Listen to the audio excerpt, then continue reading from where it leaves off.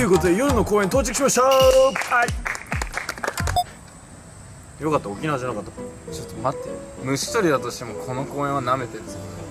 何を？何も取れねえじゃん。いや、ここはそれそんなことないのよ。バカにしやがってお前。いや、バカになんてしてないよ。いてカブトムシ1匹だね。企画名ちゃんと聞いてから怒って。教えてくれ早く。じゃあ行きます。ということで本日の企画、ノーリアクション無表情虫取り。